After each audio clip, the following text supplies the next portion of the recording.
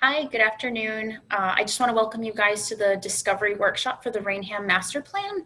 I want to remind you that there are a couple ways to participate today, and outside of this forum here, we have the survey and the comment card, both of which are available digitally and through print, which you can also find in the linked chat.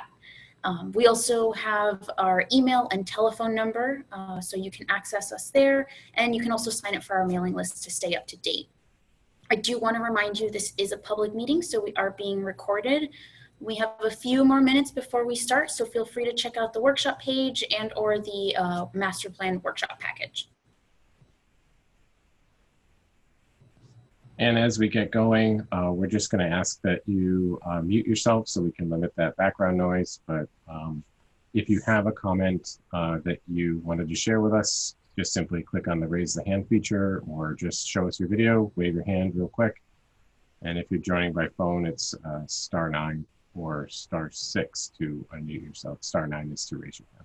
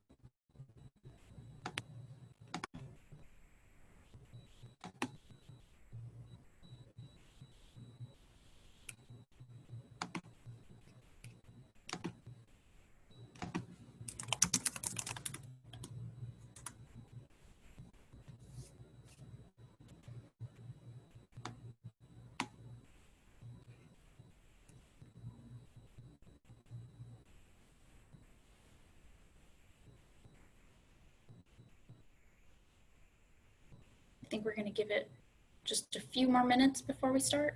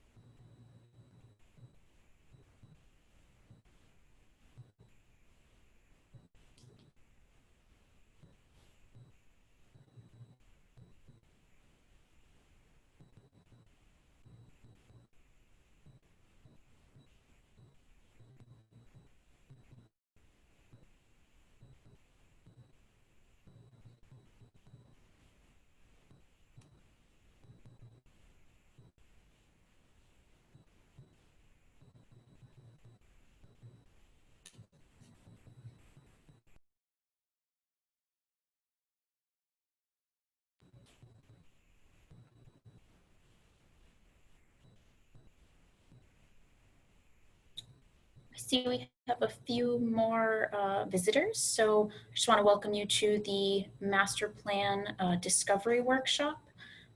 There are a couple ways to participate today, even outside of this forum. You can check out the survey and the comment card, both of which are available in digital and print versions. You can find them linked in the packet that we've included in the chat. You can also check up our sign up for the mailing list to stay up to date on information, and you can contact us through our email and telephone number, which is listed as well. And as a reminder, this is a public meeting, so we are being recorded. I think we are going to take maybe a couple more minutes to start up, but we should be starting up pretty quickly. And just another reminder, if you wouldn't mind just muting yourself during the opening, just to limit some of that background noise. And if you do want to participate, you can either just show your video and raise your hand, or just simply click the feature down at the bottom of your screen to raise your hand, and we can call on you and go through the workshop that way. For folks who are joining over the phone, which I don't see any yet, but in the event that they do, they can just press *9 or *6 to unmute themselves.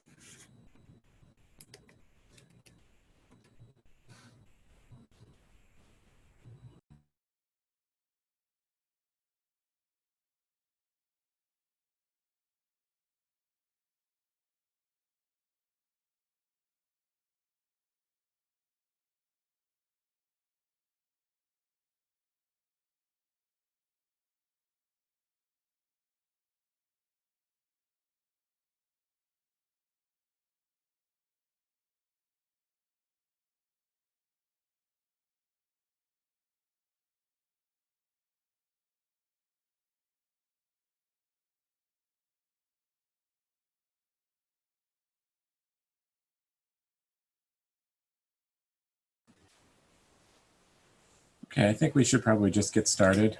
I want to try to be respectful of everyone's time tonight. First and foremost, I just want to thank everyone who attended tonight. I know it's a nice sunny evening, so we're excited to get started here. My name is Judd Cornock. I'm a Principal Comprehensive Planner with SERPED, together with Lizeth Gonzalez, the co-lead on this project. We're excited to get started and kick off Raynham's master plan. And so this is the first of many public workshops.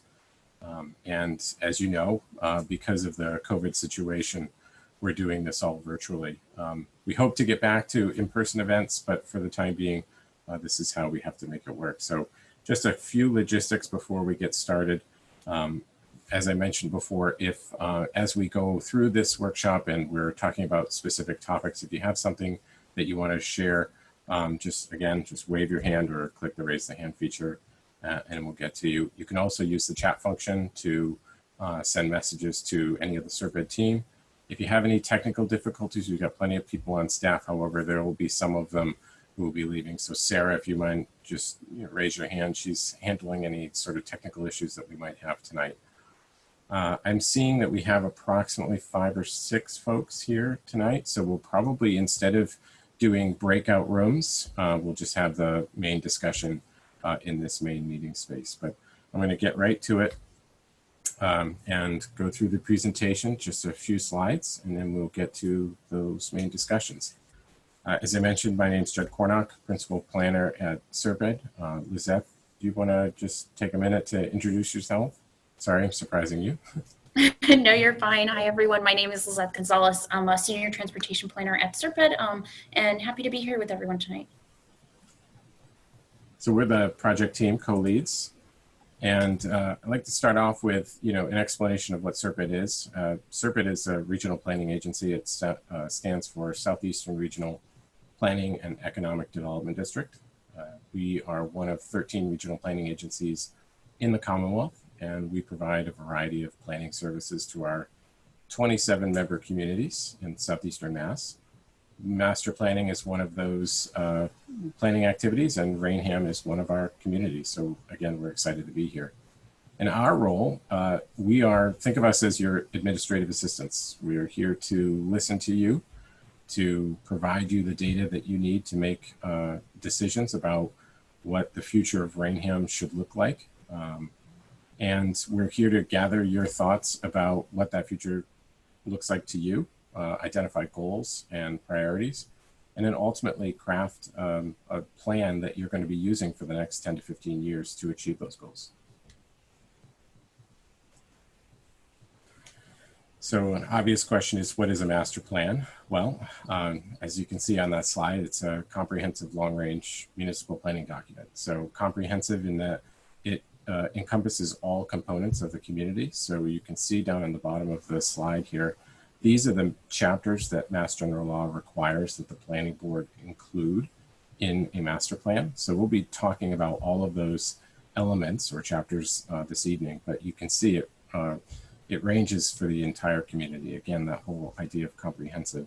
And long range because it's a 10 to 15 year shelf life municipal planning document. So it's something that the community will use well into the future. So I want to talk a little bit about what our public engagement looks like. And we call it traditional because this is what it might look like outside of these times in COVID.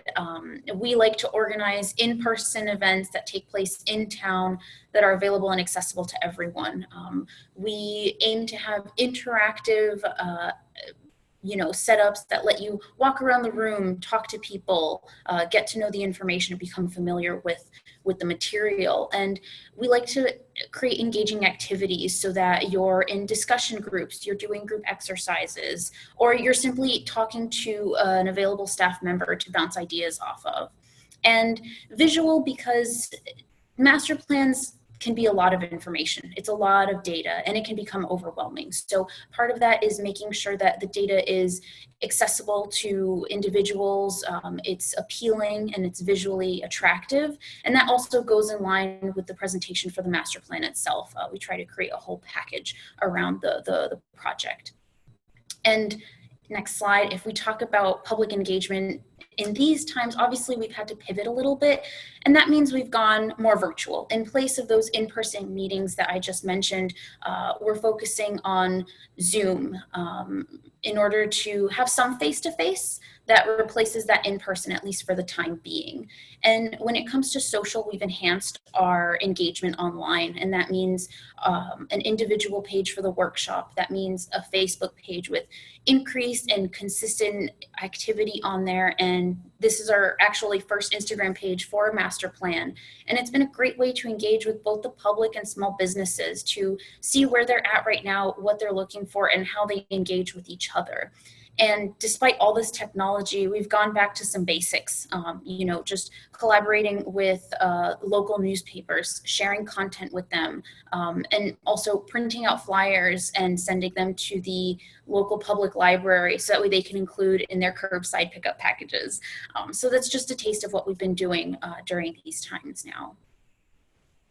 So this here is the first workshop out of 5, and this is a estimate timeline of what this is going to look like. The first workshop, discovery, is very broad. We like to talk about a big vision. The other 3 workshops that follow dive deeper into specific topics, and this is your chance to get into the nitty-gritty about what you like and what you don't like about certain aspects. And then the final workshop, that's looking at the final draft. That's your chance to make some last-minute changes if there's something you really agree with, you really don't agree with, and then that's where we really talk about implementation, how we can take the vision for each of these individual elements and bring it to a reality. Next slide. So I want to talk a little bit about the agenda for today. We're just about through with our introduction. We're going to adjust a little bit. So we're going to have a general group discussion. And then I think we'll just talk about some major takeaways and then a quick exit poll and thank you.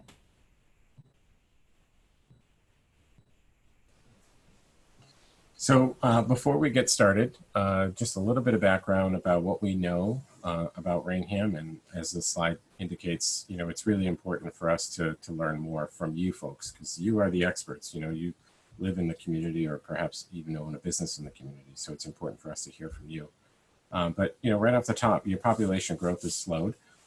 Your past previous decades, it was really growing pretty well in Raynham. And so now in the past 10 years, you've sort of leveled off and you're around the same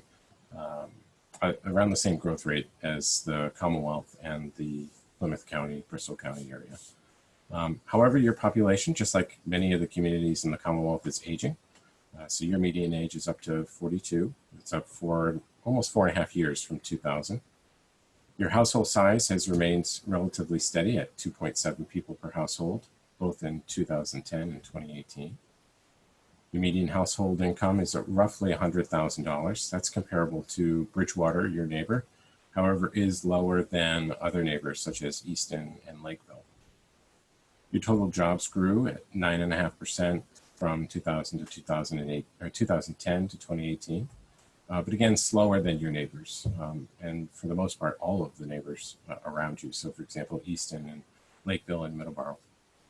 And the last item here is just the majority of your tax base is made up of, from residential uses. However, that percentage, when compared to your neighbors, is the lowest around. Typically, when we see tax bases, they are made up of residential uses in the high 80s or middle 80s. And you're at 76%, so it's significantly lower than many of your neighbors. So just a brief highlight of some of the data. I will note that the previous slide showed a bar graph, and on the Master Plan Discovery page, there's an actual data section where you can explore more data about the community that we've downloaded and that we've presented. In addition to that, in the chat window, Sarah has sent that PDF, so that includes the demographic board as well. So feel free to explore that afterward. So really quickly, just want to bring your attention, obviously, to the project website. All of the information is available to participate in these events going forward, but also how to send us comments afterward. I'll note again the chat window has a comment card in there. You can simply fill that out, or you can fill out the public survey. But importantly tonight, we have a project telephone number and email address, and so we have a raffle prize, a $20 gift certificate to Frankie and Diaz Ice Cream, brand new ice cream shop in town. And all you have to do is simply either call us or text us at that number listed on the screen with the code word discovery, or email us at that email address with, again, that code word, and just indicate your name and a way to get in touch with you. So your address would be super helpful so that we can send you that gift card. So the folks, everyone who sends us that information will be entered into the official drawing. We'll call a winner once we close the workshop, and we'll notify the winner of that gift certificate. So exciting. Hope everyone participates with that. Again, just call, text, or email us that information. So with that, I'm going to close out this portion of the presentation. That's simply ending that. And so what we'd like to do is we're going to go topic by topic, as I mentioned before, those elements that were included in that slide. But before we do that, we just want to go, we used to say around the room, now it's around the virtual room, and just get a sense for who you are. If you could just introduce yourself, let us know maybe how long you've lived in town, and some things that you're particularly interested in. So I'm going to call on you individually, and then as we finish that, we'll call up the meeting notes and we'll start the conversation. So I see Gary, you're up first.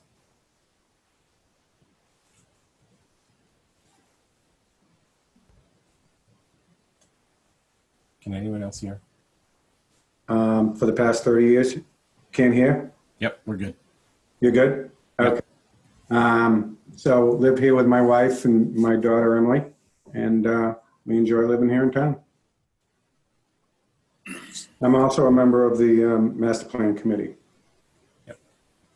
And you said you lived here for 30-something years? On and off for 30 years, but for the last 7 years at this address. Okay. Great, thank you. Rachel, you're up next. Hi everyone, I'm Rachel. I've lived in Raynham 4 years with my husband. We really like it here. It's quite convenient.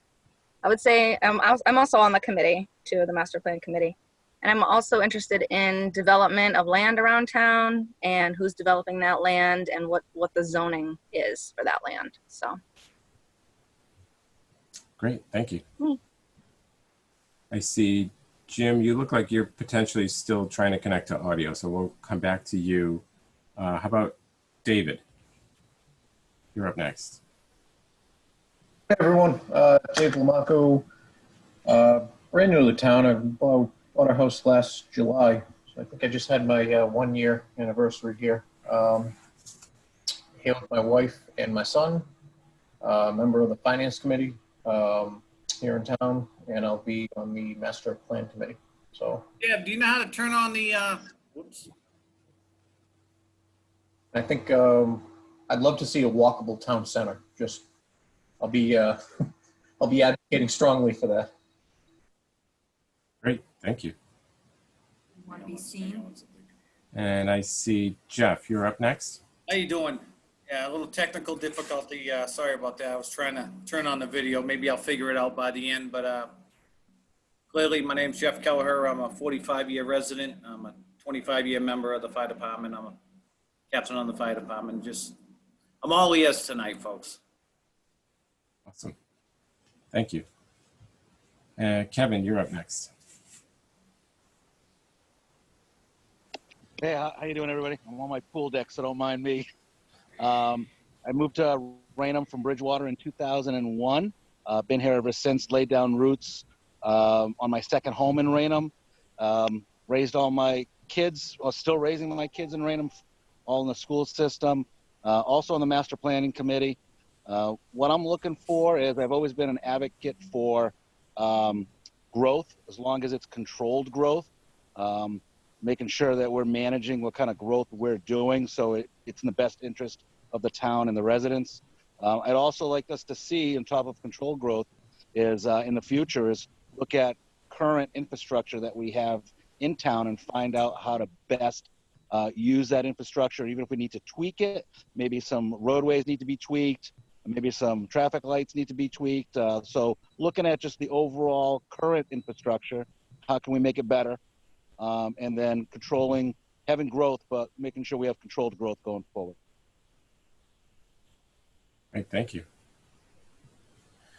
Let's see, the only other person I see, select person 3. So if you don't mind, just identifying yourself. Can you hear me? Okay, it's Pat Riley. I apologize for the select person 3. I am technologically challenged, so I haven't figured out how to change that yet, but it is Pat Riley. I'm a 40-plus year member of the resident of Raynham. My entire life I've lived in Raynham. Now a member of the Selectmen, former member of the Bridgewater Raynham School Committee, as is Kevin Marrera right now. So I'm just here again to listen and learn. I was a big proponent of doing this process because I think Raynham is really at a crossroads now. We've experienced a lot of growth and we really need to plan so that we can make Raynham to continue to be the great community that it is. Great, thank you. I hope I spelled your name. I just renamed, is it R-E-I-L-L-Y? Actually, it's R-I-L-E-Y, but that was close. Let's try that one more time. Say that. It's R-I-L-E-Y. R-I-L-E-Y.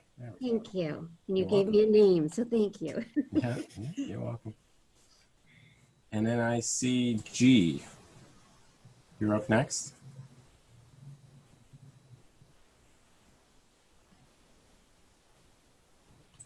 Let's see. I think we can get. Well, we'll see if we can get to G later. So one of our staff members is going to share their screen and take notes as we make our way through this. So, yep, here we go. Good. So our program really is just to, just have an informal conversation about the different topics, as I mentioned in the intro, about, the very first thing is talking about the vision of Raynham. And so one of the first questions that we like to ask is, what do you love about Raynham? And what are some things that you might change going forward? And so I guess the way we'll do this, because again, this is, we'll have to cycle through just to make sure that we're not missing anyone, is again, use that raise your hand function down in your toolbar. Or you can simply just unmute yourself and just give us a wave, and Lizeth and I will call on you, and we'll just kind of go around the room, if you will. So again, that first question: what do you love about Raynham? Kevin, it appears that you've raised your hand. Yeah, I just learned that feature, so bear with me. No, that's good. Yeah, one thing I love about this town is it's definitely not you still get the small town feel with the large town amenities. The town has been very fortunate to have 2 main routes on either outskirts of town, Route 44 and Route 138, which I think is great because we've been able to keep a lot of the insides of the town with still that small town wholesome feel. So that's always something that I've loved about the town. Great, thank you.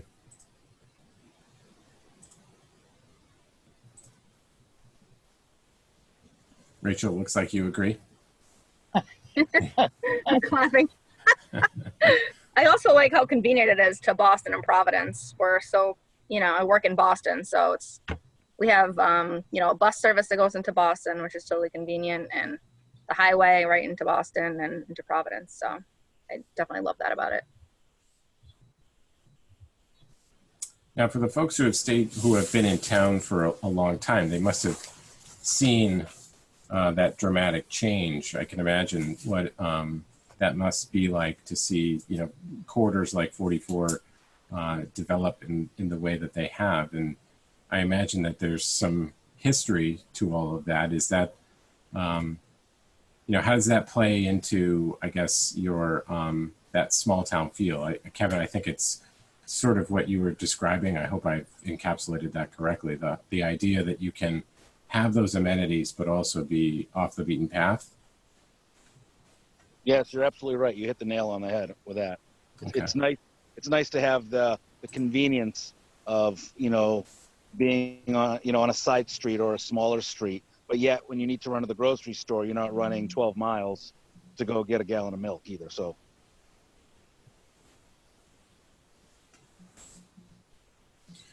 And how about the we as you know, and many of you may know that we've had, this is the second of 2 Zoom meetings. We had our first one on Saturday, and so we didn't necessarily neglect, but we didn't discuss the school system. And that's typically the reason why folks move to communities. So I'm curious if any of you, that was a deciding factor in moving to Raynham.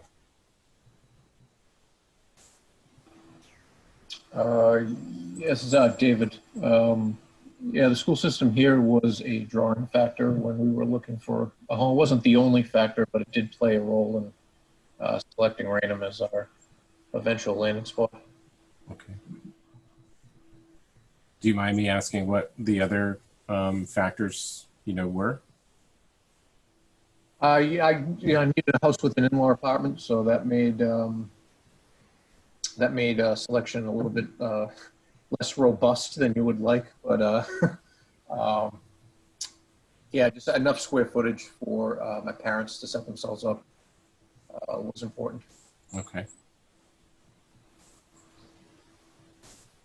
Jed? Yeah.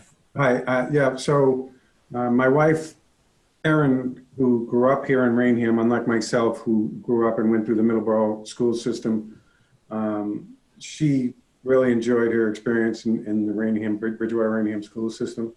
And when we first got married, we lived out of town.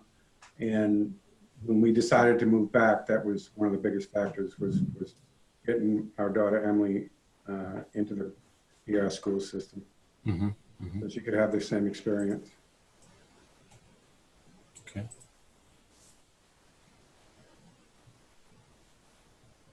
I just want to see if we can have Steve introduce himself. Steve, are you, would you like to just introduce yourself and just tell us a little bit about how long you've lived in town and your connection to the community?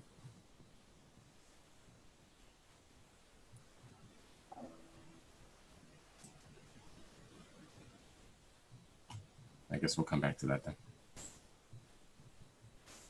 Okay, does anyone else want to add anything about, again, why, oh, Rachel, it looks like you've raised your hand.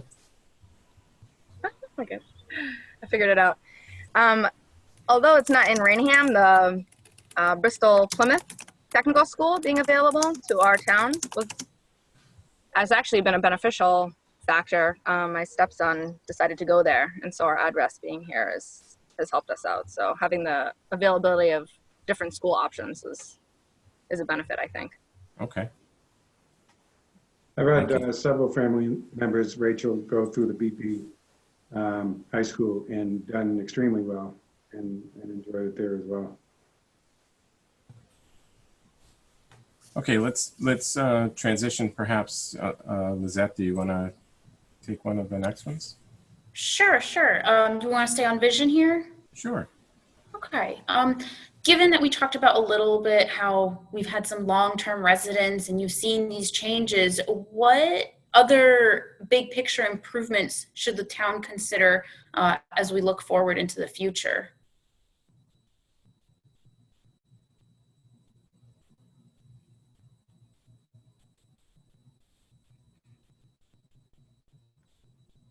So I just want to highlight here, Steve, he's talking to us through the chat.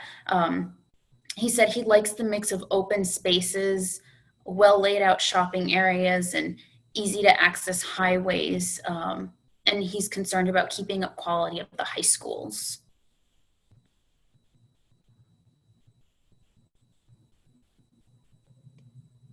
Lizette? Yeah. Pat Riley, I apologize again. I'm technologically challenged. I haven't figured out how to wave, but I could share something that might be helpful. In November of 2018, we did a survey, a town survey. It was the first that we've ever done of that. And we had an online option, and also we had some paper copies. And we asked people basically what were their primary concerns. And if I could just tell you about what some of the concerns were, it was about 400 people that participated. And their top concerns were a need for improved roads and sidewalks, concern about overdevelopment, concern about maintaining a sense of community, concern about traffic issues, concern about open space areas in town, and better communication between town and stakeholders. That was pretty much some of the main issues that people repeated over and over again. Okay. And how do the participants feel about those concerns? Are they still felt throughout town, do you feel? And is that something that you agree with?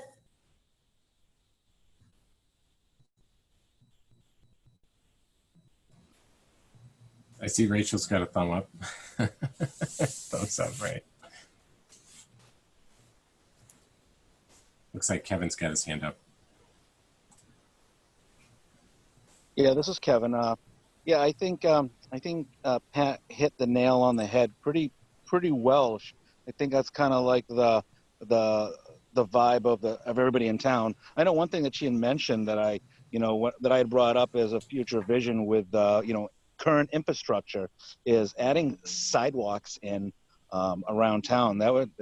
I know it's a costly investment, but it is a beneficial investment, especially when I hate to say it like this, but in the United States we do have a obesity problem and people with poor health.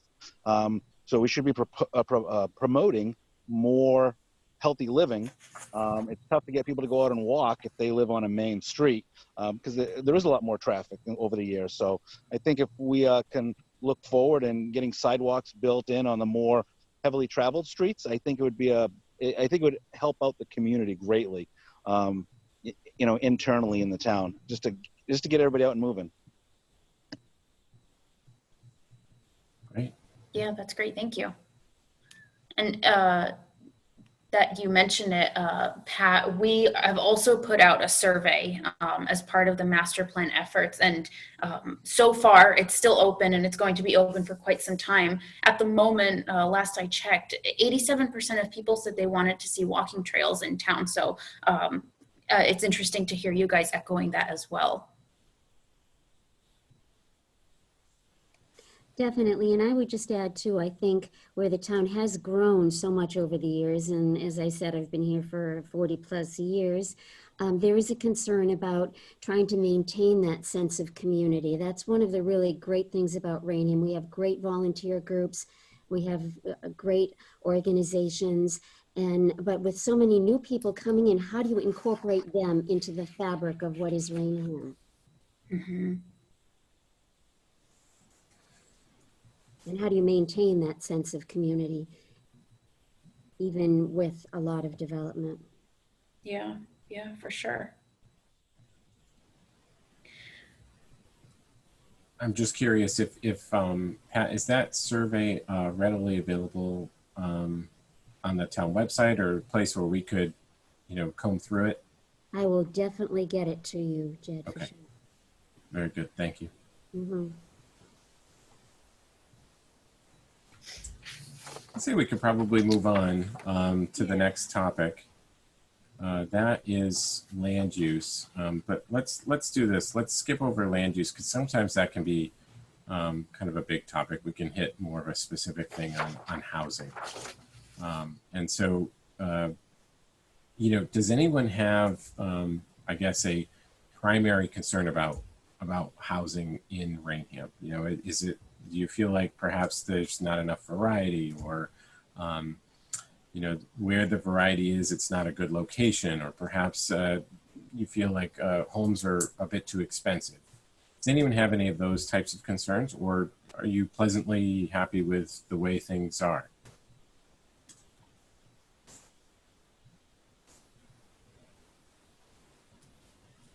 and it's totally fine if you don't have an opinion on it either. It's I believe it was David, if my memory serves me right. You just recently bought, correct?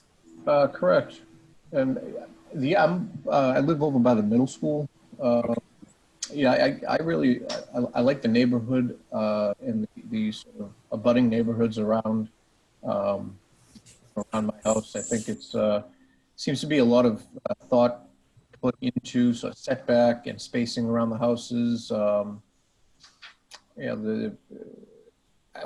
very happy and I feel blessed that there are a lot of walking trails in my neighborhood and around my neighborhood. I have easy access to the middle school track and some walking trails around the middle school. So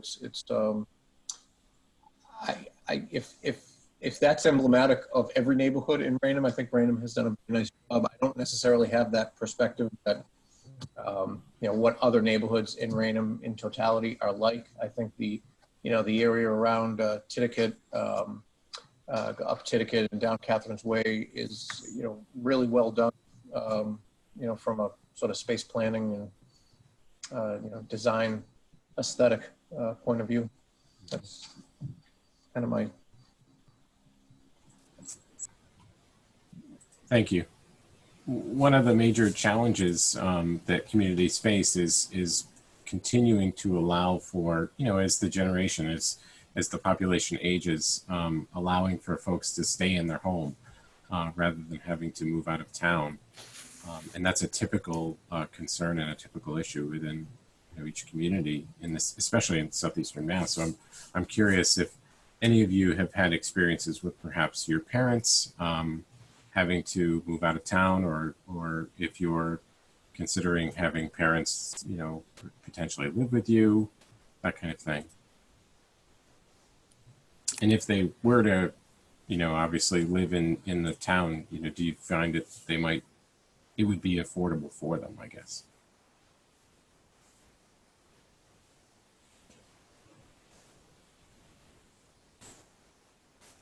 The only thing I could add, Jed, is hearkening back to that survey again. The only area where it came out was over 50% said they thought a concern was a need for additional elderly housing, affordable elderly housing. Okay. Now, there is a proposal in town for a 55 and older residential community that's on the drawing board. So whether that will alleviate some of that, I'm not sure. Okay. I will note that, as Lizette mentioned at the beginning and during the presentation, the next public workshop that we'll hold is directly related to housing, economic development, and land use. So we'll really be getting into the nitty-gritty, if you will. A lot of the data about, what your housing variety currently looks like, where it's located, those types of things. So this is more of like a higher end or 30,000 foot view conversation. But how about affordable housing? So I don't know if everyone's familiar with Chapter 40B. Typically, that's a term that a lot of folks in town are familiar with. Has there been any, bad experiences with the community that you certainly wouldn't want to repeat, or that we should know about? And how do you, see that moving forward? Looks like Kevin, you have your hand up.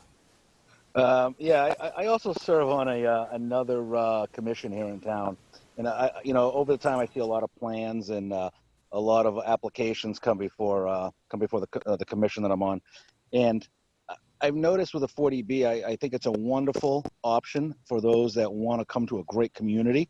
I feel like the developers sometimes take advantage of that, and they try to, because they get a lot of leeway, they get a lot of a lot of rules that would apply to a regular developer when it comes to a 40B. They're exempt from. So, and I know legally it's tough to say no. So I don't know if there's a way to get developers to, I guess, be more honest when it comes to 40B, and play by the rules a little bit more.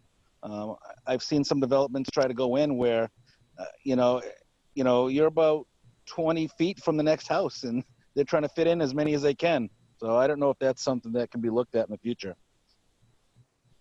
Yeah, I guess that's where the conversation of, design guidelines or standards, if that's something that the town wants, if people want that, that's a conversation to be had for sure. And I also want to highlight, Steve wrote in that for senior citizens, it's not always easy to walk from housing to needed services like grocery stores. And he just wanted to reiterate that.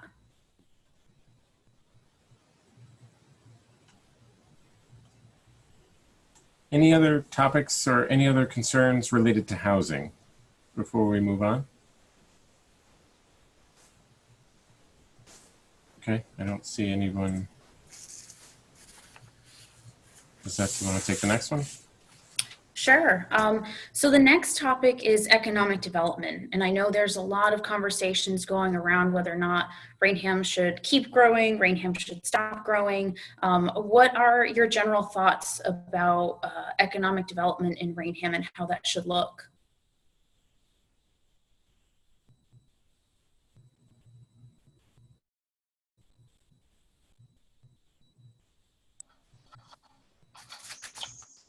I don't think there's anything to fear with well thought out and planned growth. When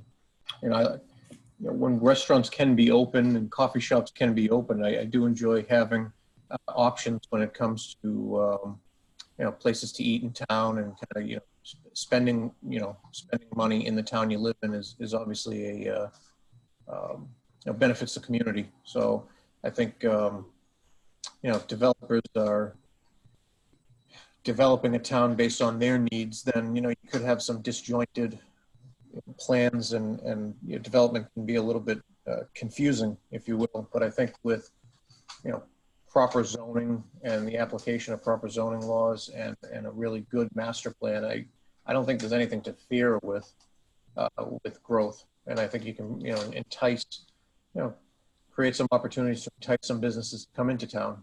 Have a positive impact on your taxes.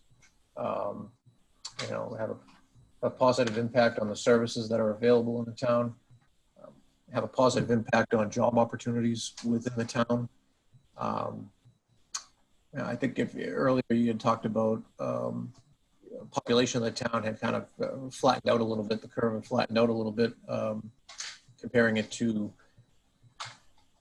previous year data. And I think if you take advantage of some of these economic development opportunities, I think you can start to have an impact downrange on population growth, reducing taxes, cost of living decrease, and really have an overall positive effect on the town, sort of an upward spiral.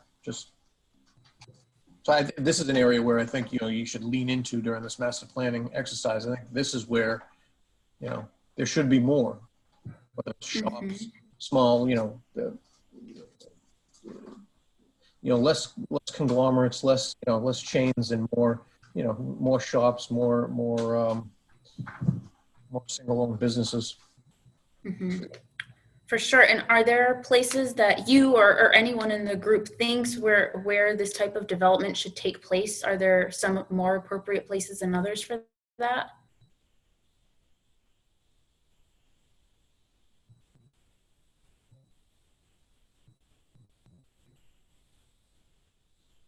Rachel, I see your hand up. There's definitely some spots on 138, I think, that are kind of deteriorating, like the China Garden, or there's like the old oil place over there. It's like, seems like there's a lot of spots, even like in the Market Basket Plaza, there's just a bunch of empty stores. So I don't know like how you would encourage like smaller businesses to come in there. I don't know like what the rent is like over there or anything, but there's certainly space already available rather than even building new space that's not being taken advantage of. Yeah, that's a great thought, actually.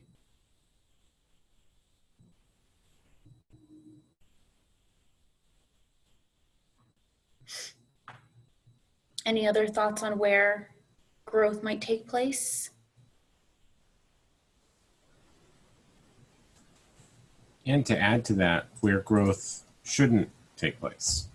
Start thinking about where you've had enough growth and you may want to limit more business development.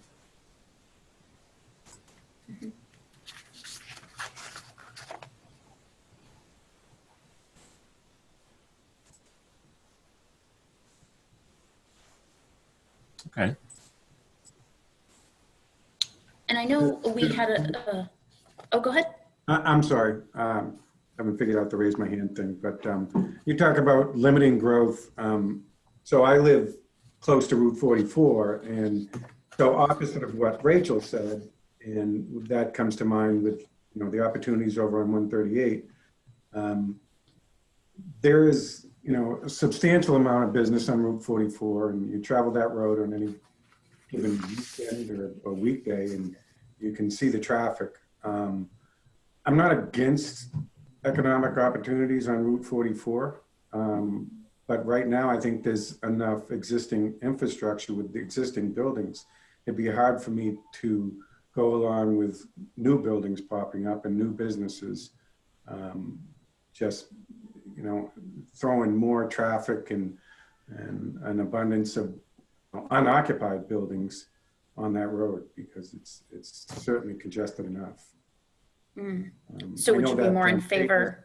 The state has done some surveys on 44 with upcoming road improvements that's supposed to take place soon, but right now that road can't handle it. I see. So would you be more in favor of, say, redevelopment of those vacated spaces? Yeah, the unoccupied buildings, absolutely. Okay, great. And Steve on the chat had just a kind of general comment question about the lot on Route 44 east of Lowe's. Sorry. And that what plans that might take place into. I'm not privy to any of that, but it's a good question because currently it's undeveloped as well. Yeah, as far as I know, that lot had originally been developed for a small mall, retail outlet mall, and then there was a truck repair company that wanted to go in there, and they were shot down by the committees and the townspeople elected them not to go in, and that's why it sits empty now. It was cleared, the space was cleared. Anybody on this side of town travels that road every day could see what was going on, and because businesses weren't allowed to move in, I think people who were interested get fed up, and now it sits vacant. Yeah, if I could add, that truck company relocated into the Raynham Woods Commerce Park, which is a real gem, that Commerce Park that we have there. Some great businesses there, and they really help our tax base. So I think one thing, although there is a lot of traffic on 44, that Raynham Park, where you have Johnson & Johnson and you have so many, really great companies, is something that really has been a benefit to the town. And that's where the truck company relocated.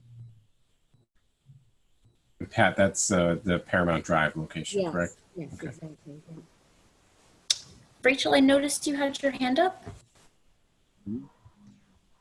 Yeah, I have a similar question about the lot that was cleared across a Market Basket on 138. I live near there, and it's just like kind of leveled of trees now, and we're wondering like what's going on over there. Not that we need more development when there's so many buildings already built. So not that you even know about, what's going in there, but that is a question we have. And you said that was across the street from the Market Basket? Okay. I don't know. I didn't know if anyone on the call or the meeting today has any information about that, but I certainly don't.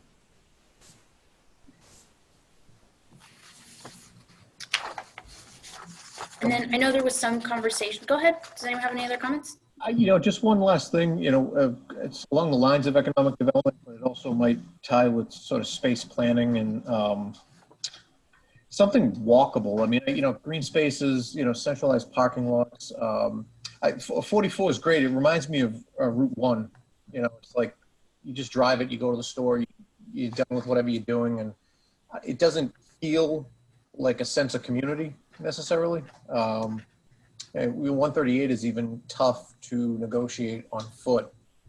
So I don't know if there's any, location where you'd be able to have sort of a walkable town center, the way the town's laid out. And I've only been here a year, so I need a map and an abacus and a sextant to try to figure out how to get around and where things are. But, I think if there was some way to, as we're talking about economic development, overlaying some green spaces, some walking paths so that the businesses could get some foot traffic and you could kind of stimulate some community development through, interacting. I think that kind of ties with people getting out and walking around and just, I don't know, I think that would make it feel, I don't know, a little more togetherness as opposed to more transactional, which 44 to me just feels very transactional. You go to a store and you leave. And it, I don't know, just my nickel's worth of free advice. Thank you. Thank you. No, that's great. Do we have some time for more questions on this, or do we want to move on to the next topic, Jed? It's probably good that we move on. We've got a lot to cover. Unless there's anything else people want to add to that. I'm just going to scan the participants to make sure I didn't miss anybody's hands up. I do have a question. Yes. I was wondering for the Serped people, if you gave a lot of great demographic information at the very beginning on the overview, but I wondered if any of the Serped people, since we were talking about Route 44 and all the development, if you had a daytime population for Raynham, because Raynham is very unique where, I'll just do it from the standpoint of the fire service that I'm a member of. I would say we play big. In other words, the size of our resident population compared to our emergency runs is out of scale. We do a lot more emergency runs than most communities of 14,000 people would do. And that's because of our daytime population. I've always been in search of our daytime population. So do you have that, or would you know how to get that, or would you know how to estimate that? No, we can certainly look into it, but I don't know off the top of my head how best to estimate that. No. I'm just saying, like, in other words, if you froze Raynham at any given time, unlike many other bedroom communities where a lot of people leave during the day, Route 44 is so busy. Yeah. Route 138 is certainly getting busier. Market Basket. I mean, we're only a little town, but we have 2 Walmarts. And if you ever drove over Pleasant Street on a Thursday or Friday or Saturday night in the summer and saw the amount of people that are on Route 24 and Route 495, if you froze Raynham, I can tell you right now, just by the amount of emergency runs that we do, there is a lot more than 14,000 people. In other words, sometimes I would say, you'll hear about a football player and they'll say, oh, he's only 6 feet tall, but he plays bigger. And I'm just telling you, Raynham is a little town and it plays bigger. So I've always been in search of that number. Mm. Yeah, the closest thing I could think of would be like journey to work data. That's typically gathered through the Census Bureau. That would indicate, where people are coming from and to Raynham. So for example, working in Raynham, but then it also includes people who live in Raynham and work outside. So there's this kind of balancing act, I guess. I understand, but for the sake of a master plan, and if you, I'm just not sure you can base it on 14,000 people. I hear you. Yep. Mm. So maybe we can stay on that topic while you're sharing it. One of the chapters is services and facilities. And so we're curious about, the town services. So from a fire department perspective, it sounds like it's a lot to handle. We're a very busy little place. We certainly are. Yes. Yep. They're looking at feasibility studies right now to expand our building, both public safety, but those are open meetings. I really don't want to open that up here. You know, those are people are entitled to come to those, and we're just finding our way with that stuff now. We obviously was a little setback because of COVID and things kind of halted for 4 months, but we're just getting underway again. But it's certainly something that's evident to anybody in town that's going to happen. The exact direction is to be determined yet. And do you find that, you know, there are particular areas in town where you're doing a lot of response calls, you know, more than anywhere else? Not in particular. That's one thing about the fire service. You never really know where it's coming from. Many people think you're going to be busy on Saturday night, holiday weekend, and sometimes you do very few runs, and a Tuesday morning at 9 o'clock, you go 4, 5, or 6 calls deep. I know McDonald's has little formulas and they know when their people are going to come through the door, but I can tell you that just doesn't always work in the fire service. So obviously Route 44 will keep us very busy. Route 138 keeps us busy. We have a couple of elderly populations in different sections of town that keep us busy, but it could come anytime, any places. There's really no rhyme or reason to it. 21 square miles. I know that, you know, you mentioned the idea or the fact that the town is exploring a new public safety building. I'm just curious in terms of, you know, response time, is there an ideal location in town that, or are there locations in town which would make it difficult or extend the response times in a way that would be counterproductive, I guess is the right word? Well, the current station is just about in the geographical center. Yeah. Estimated arrival time wise. And I mean, even to the furthest part of our town in either direction, we're 8 minutes and under. But that's if we're coming from the station. You know, we're not always coming from the station. We could be returning from a call from the hospital. Could be doing some training, so that can affect things of that nature. But we're in a great spot where we are right now. But it's heavily populated, so they're not sure that'll be the eventual site. But they're looking at all that. You know, nothing's set in stone. And 8 minutes and under is a very good industry standard. But I mentioned the highways. Occasionally we can go out to the highway, and again, a Thursday or Friday night in the summer. And if we're out there tending to a motor vehicle accident or something along those lines, or even a medical, that could be anywhere from 2 to 5 people out on the highway that would delay transport once we navigate through that traffic to get back to the regular resident population. But we do emergency callbacks to cover those situations, so that's we adjust accordingly. Thank you. If I can just add, Jed, I think most people would agree that our police and our fire departments are understaffed. We just added 2 new firefighters at our annual town meeting, but even at that, they do an amazing job with with the manpower that they have, but they are very, very busy. Okay, thank you.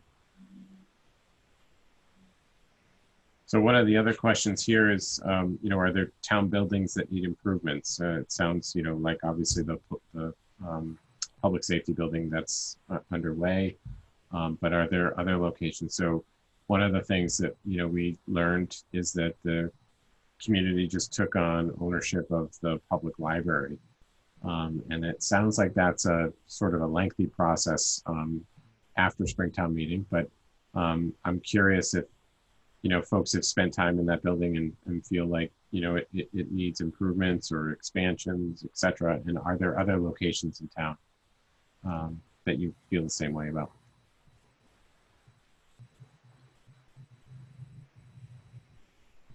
I know being from over by the dog track side of town, I know there's always been hopes that the town would grow enough that we could get a smaller station for the fire department in 138. But I've heard also in my, you know, almost 20 years here in town that that's always been a wish list item for a long time too. So I don't know if that will ever happen, but it would be really nice if the north side of town could get a smaller substation for the fire department. Thank you.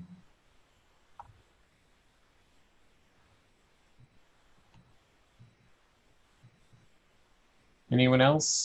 Public facilities, town hall, library, the school system? Any facilities you've been into that you say, wow, you know, we really need to invest some money into?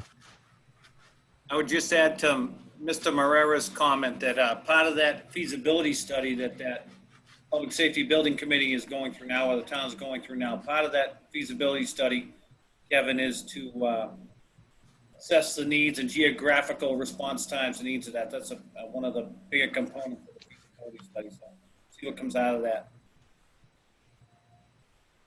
As far as the library is concerned, Jet, the library director, Eden Ferguson, did speak to the government study committee and to the selectmen, and they are at capacity. If they accept any new books whatsoever, they have to eliminate some. They're at capacity, and she has mentioned one reason why she wanted the town, she had advocated for the town taking that over, is the possibility at some point in the future of another building. Where they are located right now, they can't expand. There is definitely a need in the future for doing something about that. And our schools, I believe, Kevin can address that. I think our schools are pretty much at max. Yeah, I can touch on that a little bit. I know we have some of the older, we have two older schools in town, La Liberty and the Merrill School. And the Merrill School currently only services kindergarten and first grade.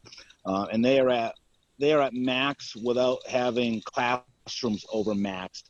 But if there is continued growth in town, you will see classroom sizes from 18 to 22, possibly push up to 20 to 26 in the future.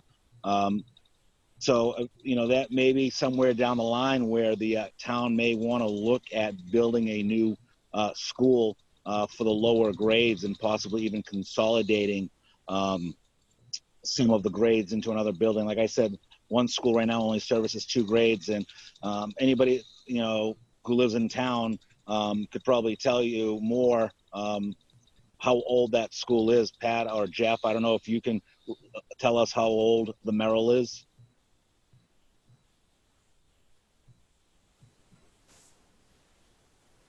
I don't know exactly, but I know it's pretty old. Tell you I went there in 1975. That's about as far back as I can take it. And don't get me wrong, the staff that is there, the upkeep the school, they do an amazing job. But eventually, you know, the town may want to consider, you know, should we have a building with only 2 grades in it, or should we consolidate, you know, 2 buildings into one and build a larger school and cut down overhead? So that's just something in the future to think about.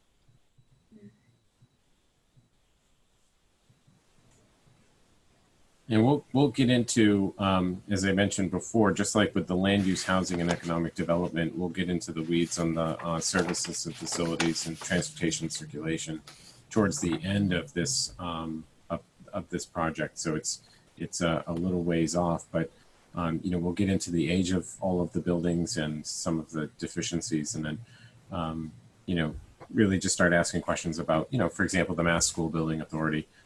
Has the town participated in that? When was the last time? And perhaps it's time to move forward with that, just to Kevin's point. How about additional services that the town could provide moving forward? Are there, you know, just things that you'd say someday, you know, I wish that the town did this on a regular basis, or I see other towns doing this type of service, you know, why can't Raynham do that?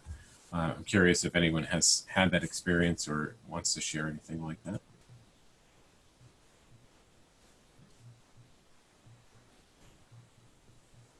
And for those of you who just joined, it looks like we got 2 new members.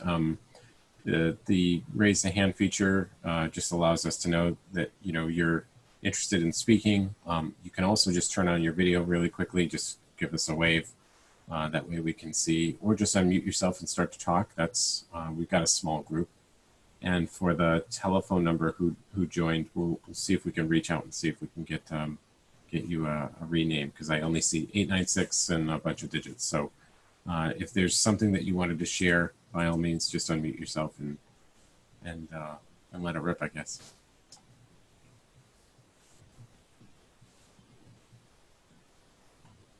Just give them a second. Okay.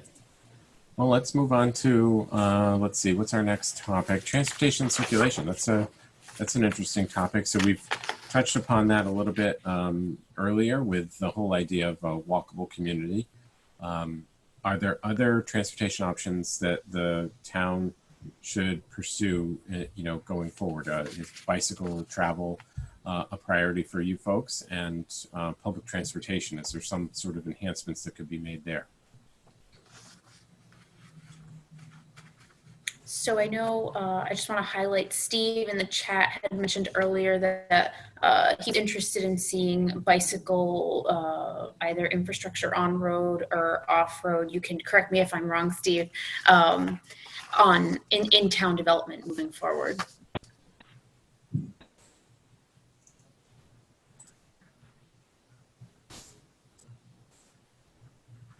So I'm sorry, you talk about transportation and access, and I've heard a lot of talk about walkways. And one of the things I've seen over the years, as a resident close to 44, once again, is the ability for people to cross that road safely with the amount of traffic. And there was really no place with a walking light or a crosswalk where people or bicyclists who want to get across 44 can walk their bike across, or pedestrians can get across safely.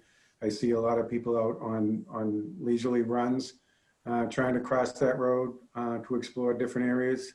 And it's just not possible. So I think that's one thing that the town could hopefully get with the state and maybe approve upon. Thank you. Are there particular areas in town or roadways in town that, would benefit from having sidewalks? In our previous workshop on Saturday, we heard, if my memory serves me correctly, Oak Street, Elm Street East, I believe, was another candidate. But, by all means, I want to open that up. Are there specific areas in town that but I think you already hit one, Elm Street East, because I live on that side of town.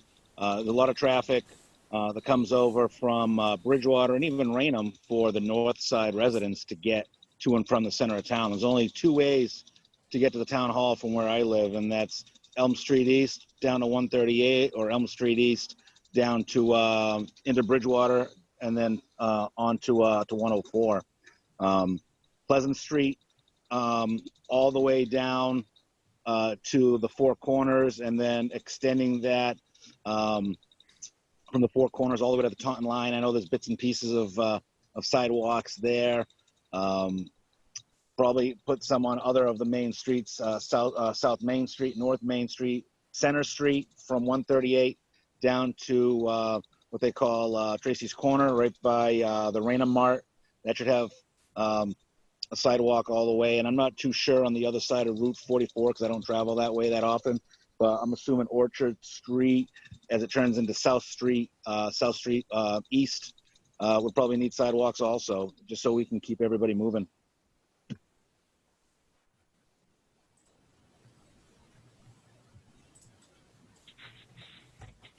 That's great, thank you.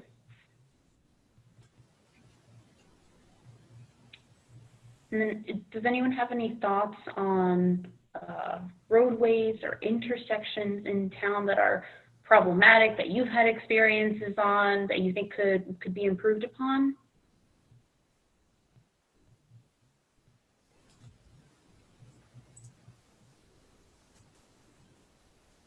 I know through our social media interactions, we've received a couple comments saying Route 138 as well as 104 and Mill Street as being problematic. Do you guys agree with any of that? Absolutely. I think if Route 138 wasn't as wide as Route 44 with the 2 traffic lanes each direction, but if 138 had a center turn lane that could be used by both directions, I think that would alleviate a little bit of traffic with people turning into parking lots or turning into some of the side streets. That way traffic could still keep flowing. But I don't know how that works since it's a state roadway. If we have any input on the redesign of that. Mhm. It's complicated, unfortunately.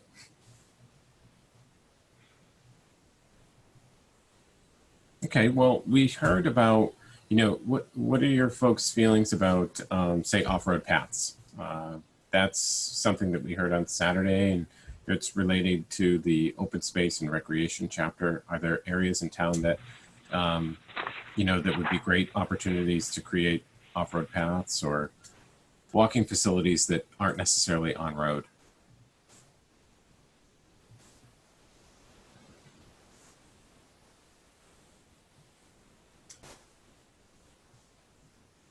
So, for example, we talked a bit about Borden Colony and the value that the community sees in that location. And there was some conversation about, that it would be nice to have, walking trails at that location. Is that something that you folks would be in support of?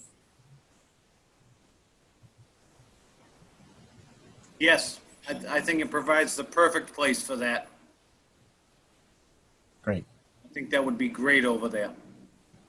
Okay. I mean, I'll speak generally, I guess, and just say that I think the addition of walking trails, parks, anything, I think all of that is directionally correct from a planning standpoint. I don't think you can, I mean, I'm sure there's a point where it becomes too much, but I don't know where that is. Mm-hmm. I think there's any additional walking trails, anything that promotes activity. It just adds an amenity to the town that, again, bodes well for the town from a marketing or marketability standpoint. I think you should try to, any opportunity to layer in open spaces, green spaces, parks, walking trails, basketball courts, tennis courts, anything that could be then used by the public to enjoy themselves, I think is directionally correct.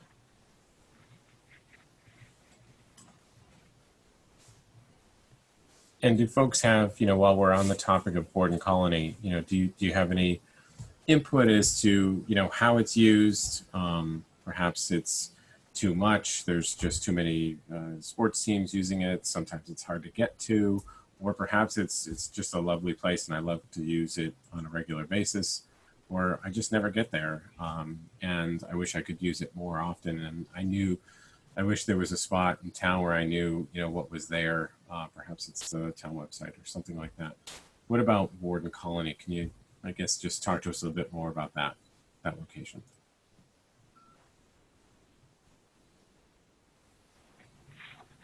I would love to see the sporting fields there expand to accommodate some more baseball, more softball, a lacrosse field, a football field. It's a great location with plenty of parking, and with the way it was granted over from the state to the town, it's definitely used. It could definitely be used for recreational use.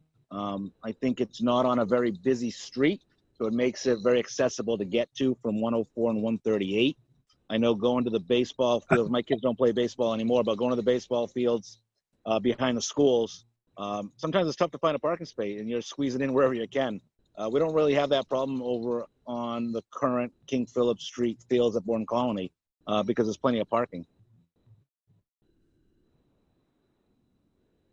When you talk about Borden Colony and sidewalk access, I think the town would benefit from possible sidewalks leading from the 104 Mill Street intersection all the way up Mill Street, and that whole section between Mill Street in the other end of Route 104 on King Philip Street. So people would be able to walk there safely. Okay.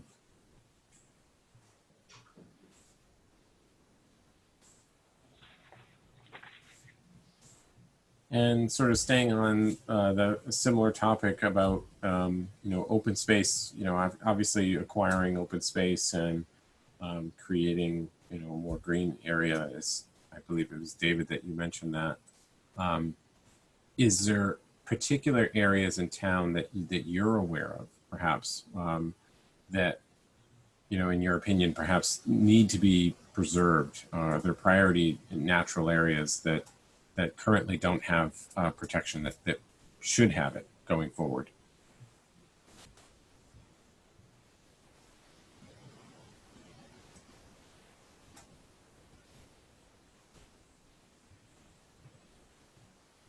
Okay. Yet I could just add that Borden Colony obviously is wonderful. There is an agricultural restriction on part of that property, but that's great. The gazebo park there also is used for some summer concerts sometimes. Our Memorial Day parade concludes there. Raynham Pride Day has been held there, so that's a great location. I believe there's also a forested conservation area along Warren Street West, and I think there is one on Locust Street too, and I'm not sure how well protected they are, but that would be something to be concerned about. Kevin might have some input from a Conservation Commission standpoint on that.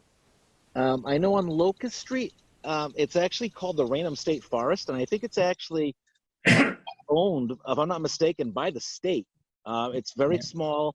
The trail is actually maintained by our town grounds crew. They've done a great job over the years of clearing it out and making it wider.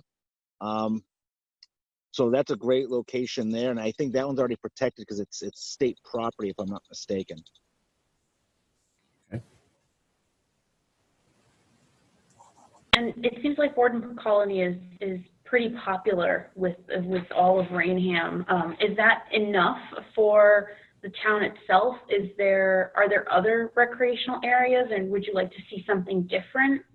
So for example, 55% of people on our survey have said that they're looking for more playgrounds, and another 57 said they'd be interested in seeing dog parks. So what are your thoughts on that?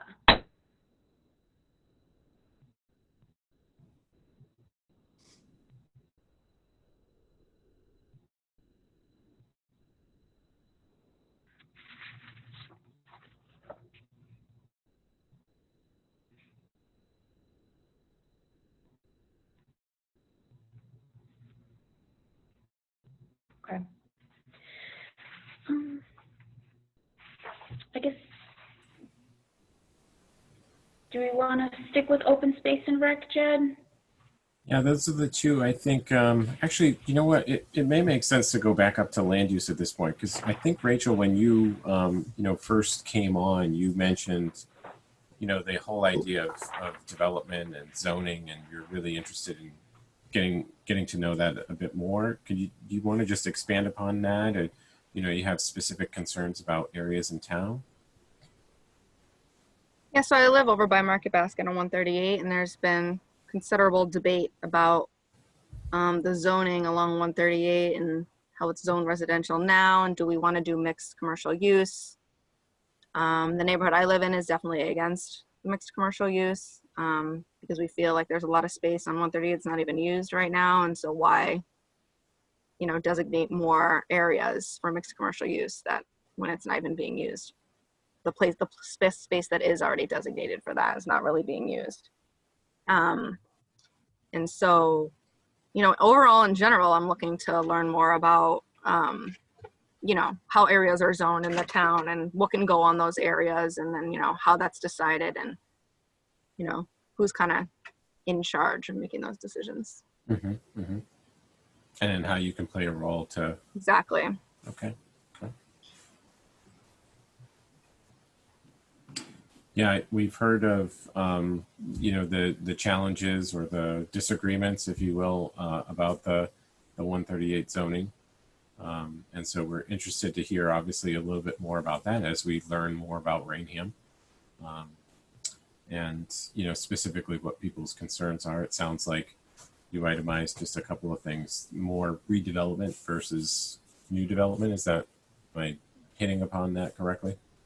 Yeah, and I'm pretty new, so I don't know exactly how the different town groups are run, but it seems like a lot of development decisions are made by a few people. So, you know, I'd like to see more input from the, you know, it's always hard to get people involved, but see more input from people who don't have a vested interest in the development, making decisions about what is getting developed.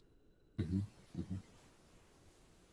Now, are there other areas in town that you feel the same way about? So, for example, you know, pick that the intersection down by the library. You know, are there? You feel like that's a good area, and that's something for the community to build upon?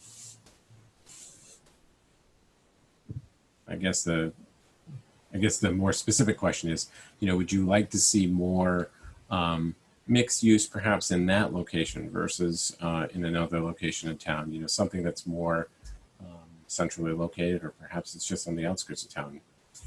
Are there certain areas? Yeah, I guess I don't know enough about that area and, like, you know, who lives around there and what it would be abutting to say that, yeah, you should put the commercial mixed use over there. But I definitely would weigh, you know, what is the tax benefit versus what is the, you know, increase in traffic and congestion and disruption to people's lives. I don't know that I'm really want to say one way or the other, since I don't really live there, but. Sure. Yeah, because if you were to look at the land use, now, you know, we talked about it before when we first started this this workshop. You know, typically we would have our, you know, really big paper maps and lay them out on tables. It's a little bit difficult in my basement to do that kind of thing. So, but if you were to go onto our project website, you'll see the land use maps. And so, you know, as you look at that map, you can see a lot of that commercial activity obviously is happening along 138 and Route 44. And so, you know, some of the questions that we would ask folks is, you know, are there other areas that you can have perhaps little neighborhood nodes of mixed, not necessarily the same type of commercial that you have on 44 and 138, but supportive services within at specific intersections in town, so that the folks who live in that area don't necessarily have to travel all the way down to the major corridors to say get a gallon of milk, a dozen eggs, etc. Those types of smaller services. So I'm just curious if there are, you know, locations that folks live near and say, gosh, I really wish I didn't have to go all that way to get what I need, where I could just walk down to the corner store, if you will. Mm-hmm. And I guess this also brings up that conversation I've heard, that it's not that we're opposed to development, it's just that we want to be able for it to be more small businesses, more maybe locally owned types of commercial, if that's what I'm hearing correctly, and you can correct me if I'm wrong. But this is also the conversation to be having of, like, do we control that through land use? Do we specify, like, you know, how big these commercial areas can be, or contained, managed, and Yeah, so Jackie's just coming down to that interactive map, which is extremely helpful. So you can explore this map simply by just clicking on those white dots on the left-hand side. But here's your existing zoning. And then there's land use. We have all of the project mapping that, you know, fingers crossed, will be in person soon. We'll be able to show those to people. Yeah, this is great. I don't even know if this is at the level of what kind of planning we would do, but, you know, for example, there's a Dunkin' Donuts across the street from my neighborhood, and the way they constructed the building, the drive-through, the headlights are like shining into our neighborhood at all hours. So if they had just maybe angled the building a little bit more towards the street or something when they were building it, to be more considerate to the people who are living in the area, you know, the way you're building the buildings should be with thought put into the residents who are living around it, and not just like, I guess what's most convenient, I don't know, or easiest. Mm-hmm. I don't know how much say we actually have in that, but. Okay. Yeah, I think that should be a function of the planning board. They should be creating rules through the planning process that eliminate those inconveniences, especially when you have commercial businesses around residential properties where residents are obviously living. So Rachel, I'm assuming you were around when that Dunkin' Donuts was built. So you were currently living there at the time? No, it was built right before we bought our house. But some of my neighbors had said, originally, I think when it was proposed to the neighborhood, it was going to be a bank that wasn't, an all hours kind of thing. And now instead it was a Dunkin' Donuts. And so the traffic is different for Dunkin' Donuts, obviously, than a bank. And the way the drive-through was constructed, I think, was different than what was proposed to the neighborhood. So I wasn't here at the time, so I don't have all of the details on that. But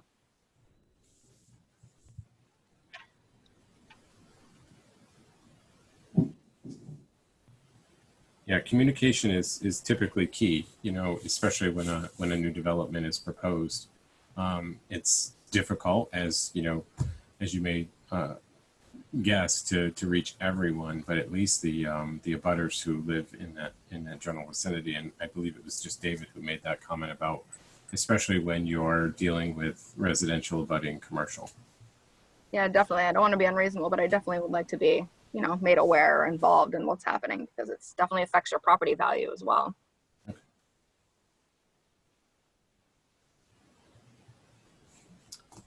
Okay. Let's see. I think we've touched upon just about everything else. The only thing I can think of was the cultural events in town or historic properties. If anyone's familiar with those areas that need protection. I know we touched upon that question of natural resources, but perhaps we could just go to the historically significant areas in town. Are there areas that of that are significant, or structures that are significant that need to be, or that you, in your opinion, should be protected moving forward?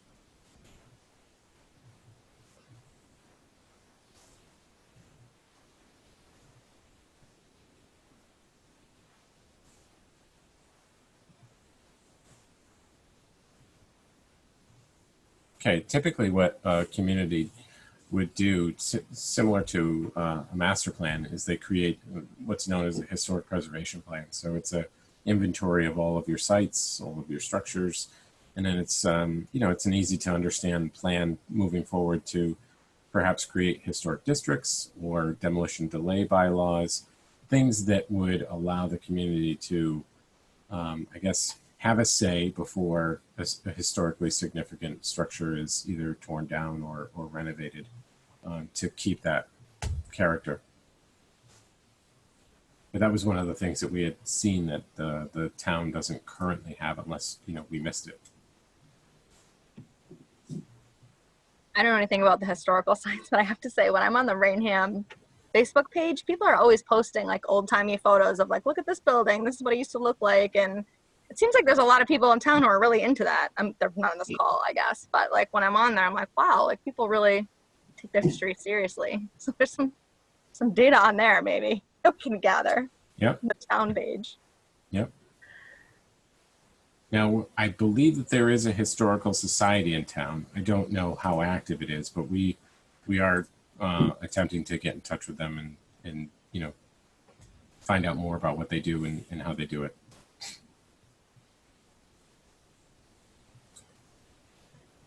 Lizeth, I see we have a new person. Lou, do you want to just take a moment, if you've got a mic, to just introduce yourself and perhaps just talk a little bit about how long you've lived in town and your connection to the community?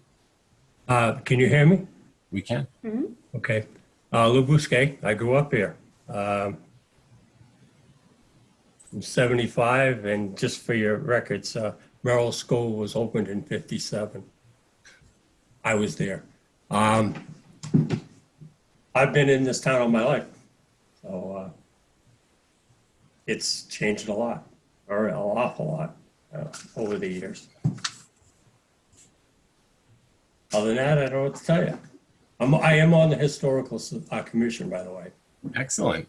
And there are a few houses that come to my mind, a couple on Pleasant Street, 2 or 3 that are just very nice, very old home with some history. I believe it's the Jones home on the right-hand side of Pleasant Street. And there's a couple further up near Route 24 on the left. There are a spattering of houses here and there. The Historical Society is in one. The area you were talking about near the library probably has some of the older homes in town. Not all of them, but most of those homes have been there quite a while.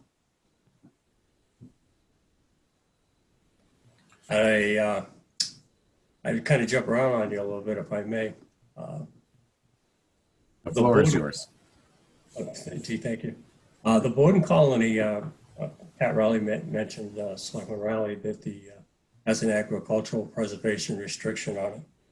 And I know a lot of people would like to do a lot of things there, and some of the things probably can be done that would work well with that.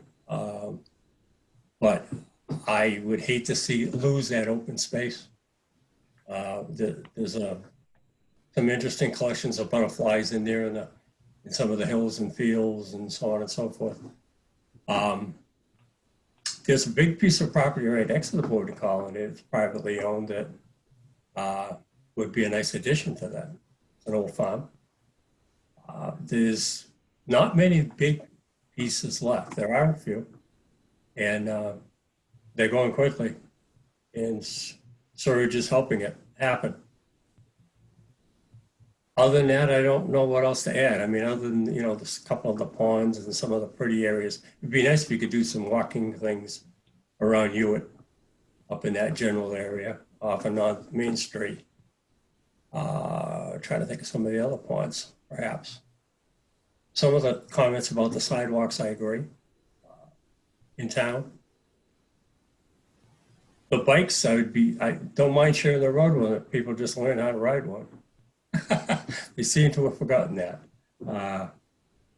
They tend to ride on the wrong side of the road, and they tend not to obey the traffic laws, which is what they're supposed to do. When riding a bike, they're considered a car. When they're walking with it, they're a pedestrian. And people tend to forget that particular part of it.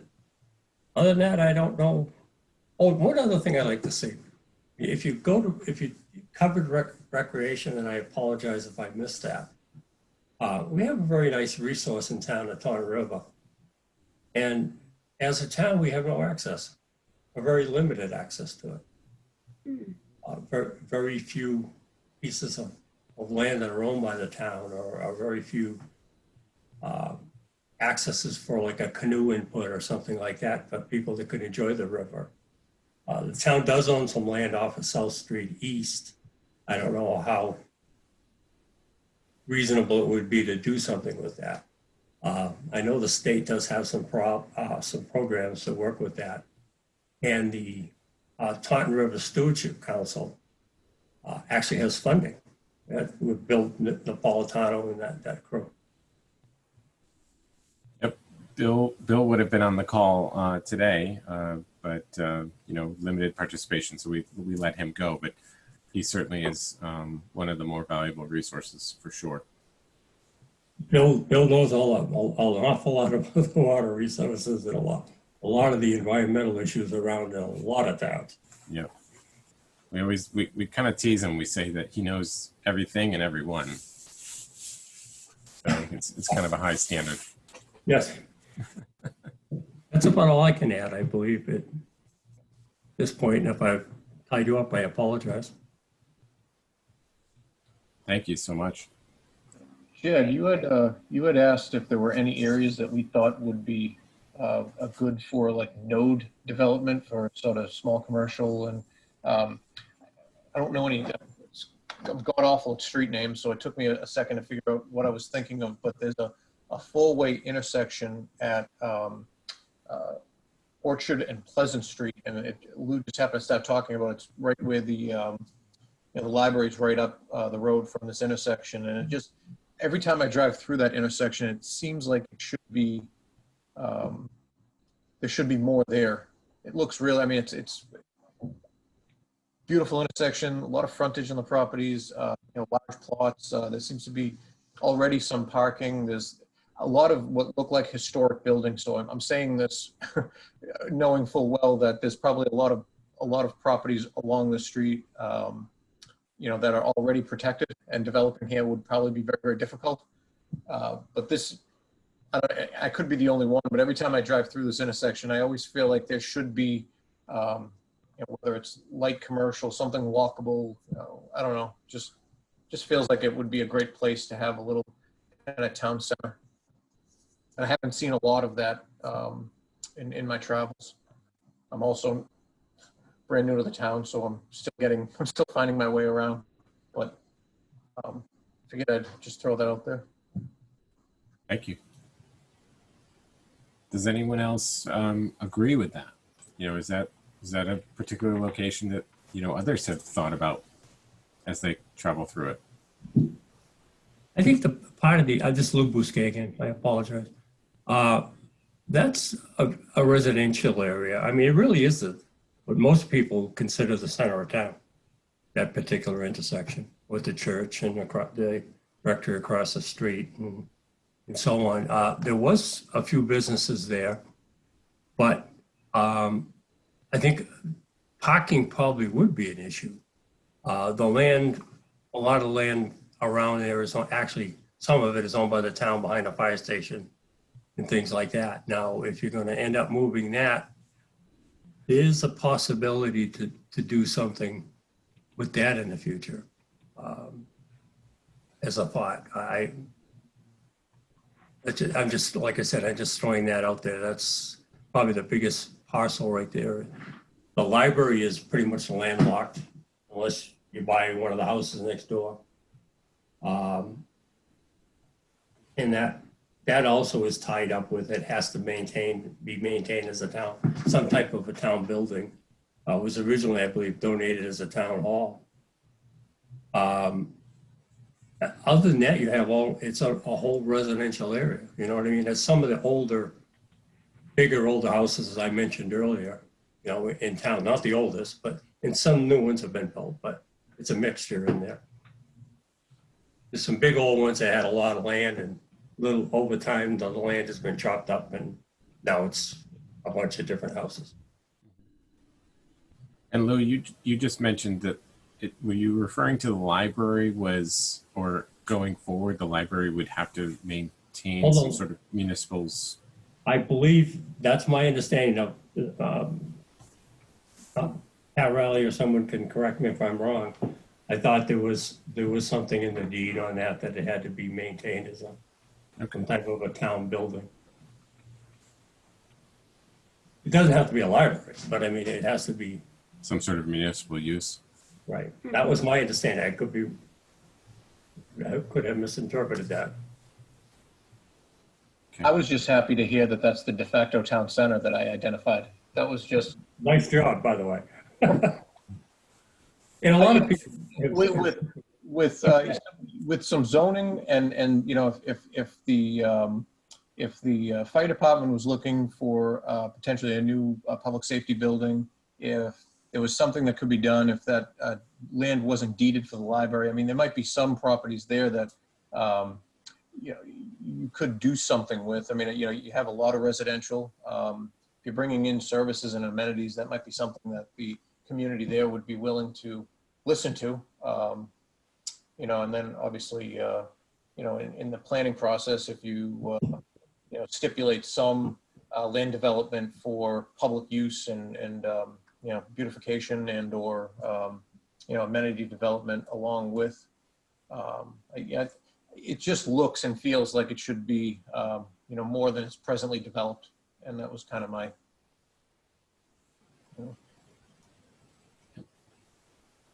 Thank you.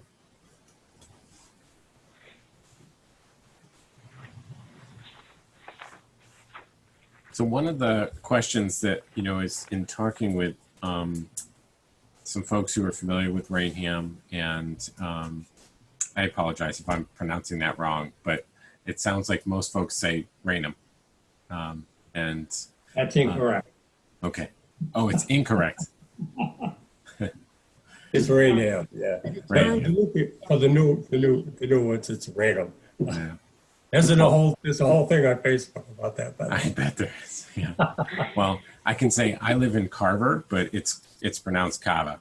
So there you go. I yeah. agree. There are no wires in the language out here. So the question really relates to, in terms of what is Raynham? What's Raynham's identity? Is there something that, for example, Lakeville, it's cranberries, or Middleborough, it's cranberries, Carver, it's cranberries, etc. Is there something about Raynham that, we need to know, right? What's the identity of Raynham? It's a tough one. Because it's changed. It did Lubuske again, because it's changed dramatically. It was a quiet farm community. Not many are left anymore. I believe a lot of people came here because it was quiet, it was relaxed and rural and that type of thing, and it's losing that character quickly. As a lot of areas, and we're all doing it. Lakeville's going through it. Rochester's seeing it. It's the way of the world. I mean, there are more people, so it's happening. We're losing the land quickly. That's my opinion as someone who grew up here and lived here, well, most of my life, other than when I was in the service. And I wish I knew the answer. I really do. I would just say I would agree with Lou on that. From an historical perspective, Raynham was the site of the first successful ironworks in the country, and there's a small park for that off of South Main Street, which is an area that should be preserved as well. If I could add one other thing too, there's another building we haven't talked about, Gilmore Hall, which is public town-owned property on Route 138. And there was previously a town meeting vote to make that a future museum for the town of Raynham. We've never been able to really kick that off, but there are a lot of people that have historical items that we don't want to be discarded. So for an area to have that, we do have the Hannett House, which is the Raynham Historical Society, but they are pretty much at capacity with what they can keep there. So from an historical perspective, that could possibly be put on the list of something to be considered too. And is there a particular reason why it's never not got going? Is it just a funding situation, or is it just time? I think probably both. Okay. Gilmore Hall, right? Yeah, I think Lou Busquet, and I think it's a case of Gilmore Hall is at the corner of Carver and Route 138. And that's, part of the history of Raynham was Toby Gilmore. And that's what the hall was named after. It was a public meeting place. And the thing with it is it's funding. A majority of the problem with it is funding and maintaining it. It is a two-story building, so now you have the issue with handicap access. You have to do something with an elevator, or you lose the second story except for storage or something like that, which is, you lost half the size of the building instantly. It does have parking, and there is actually a commuter parking lot right next door between there and the church. There's a bank on the opposite corner. There's a Dunkin' Donuts on the opposite corner. It's probably was, well, I wouldn't say that was the center of that area. I would move it down probably to where Center Street comes out. I would have put that as kind of like at one time there was a lot of stuff there that was part of North Raynham's identity. And again, things have changed over time. So I think Gilmore Hall is kind of fallen by the wayside, A, because of funding. And these times are not helping it. And it's just a matter of who's interested and not interested in it and whether or not it's going to be supported. Okay.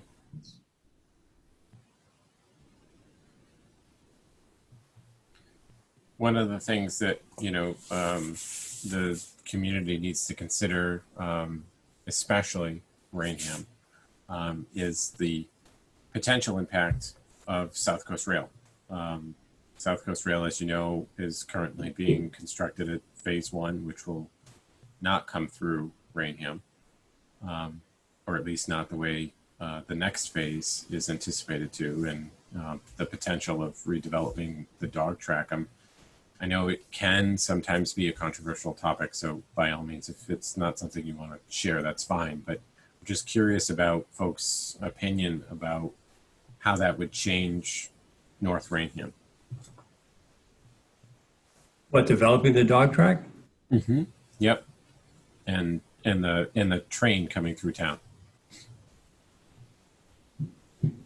Would anyone? Train is going to be interesting because it's going to cut.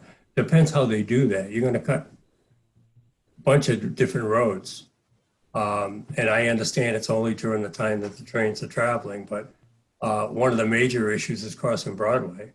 Mm-hmm. It did it at one time, so I'm sure they can do it again.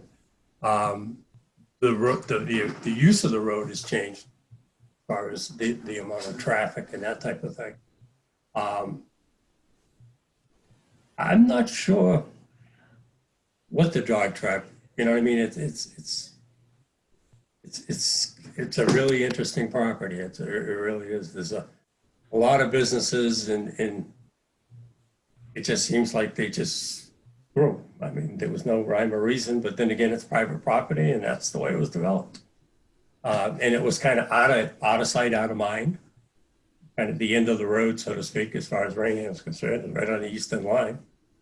And a lot of people thought, I guess, the Hawk and Walk was going to stop it. That's so. A lot of things could happen here with the railroad. Mm-hmm. You could see where they probably have things in mind should that railroad go through. The passenger and ideas to develop it, but it probably will happen when that happens. I don't know how much say we will have other than how we zone it, and it's pretty well zoned for. I'm not positive of the zoning. I think it's industrial zoned up there now. I could be incorrect. I'm pretty sure it is, yes. Yeah. So they could probably go just about any direction they want to. Mm-hmm. And there's a big piece across the street, zoned, I believe, the same way. Yep. Yeah, it's actually one of the initiatives that, our agency helped with way back, gosh, it seems like a lifetime ago, in 2008, was identifying priority areas in town where, the town wanted to see protection versus development. And then in 2013, there was a revisiting of that effort. And so Jackie was just scrolling, if you scroll back up, the community areas were, basically updated in 2013. And so those are some of the areas in town where, for example, they come in handy when the town is looking to do any sort of grant funding application, and they'll get extra points if they can demonstrate that the funding that they're asking for a particular project happens to be within a priority, say, development area, if it's related to enhancing the development in that area. So it shows state agencies that you're proactively planning, and that's part of what a master plan is all about, but also the smaller municipal planning documents that you would develop in conjunction with the master plan. So I encourage everybody to check out that that interactive map. There's a lot of really good information there. I think we've just about hit upon every topic. So the last item that we typically close with is implementation. So, as you know, any planning document is only as good as the people who take it up and run it across the finish line. So I'm curious if, anyone has any opinions on barriers to implementation moving forward. Is it, we heard on Saturday that, it's difficult to get people involved and to keep them involved. I'm curious if you folks feel the same way, if you've seen maybe committees that you're on that it's challenging to get people to continue to participate. I think you're going to run into that issue with anything. Take this call, for example. There's not many people on it, and it was well advertised between Facebook and the Serpent site and the town website and emails that have gone out. And, of people from the actual town of Raynham, there may be about 10 or 12. And that's kind of like the impact when you look at the other boards in town also. You may get a lot more participation now because of Zoom, because people can just log in. But sometimes people don't want to spend the town and go to the town hall and sit in the meeting room, unfortunately.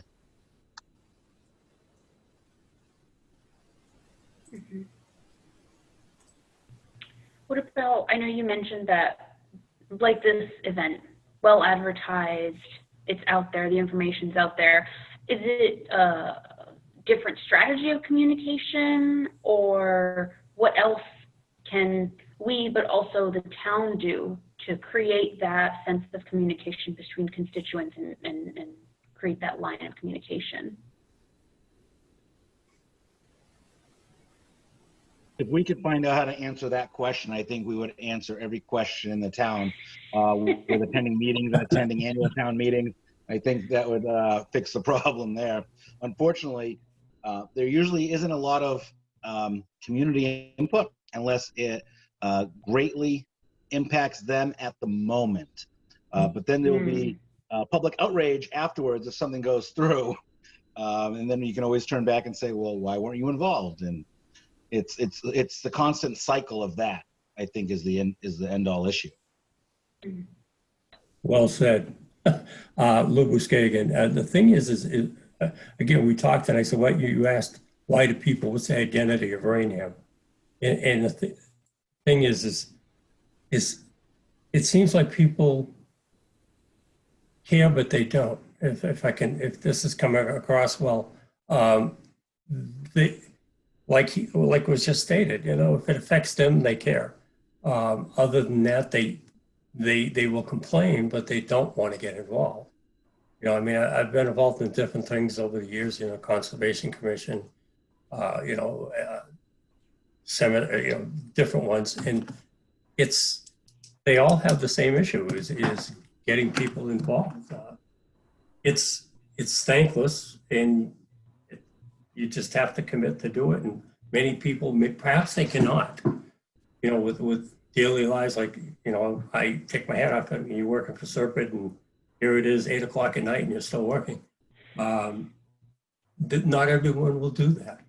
So I take my hat off to you. Billy Napolitano was another one. It seemed like whenever any meeting anywhere, he was there, if it was environmental. Why his wife stayed with him, God only knows. Really, she's a saint. It's just some people are very involved and they do that, and it's A, it's part of your job, but B, you do it because you care. It seems like people care, but they don't care, if that makes any sense at all. And you probably know what I'm saying. And that's the problem. And I don't know how you make them do that. It seems like you get people to a town meeting if you have a controversial item at the end. They'll sit through the beginning to get to the end. But other than that, it's the same 50 people that go out, 30 people that go every time.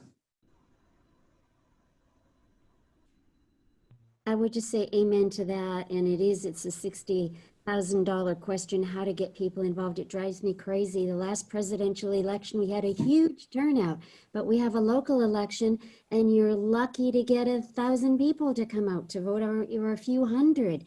And yet the decisions that affect them in their backyard are made at those meetings and at those elections. And it is, if we can figure that out, I think that would be amazing. But it's definitely a huge concern. And anybody has any ideas, please let me know. I